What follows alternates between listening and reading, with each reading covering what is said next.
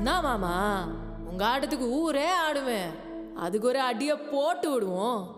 அப்படின்ற ம், ம்.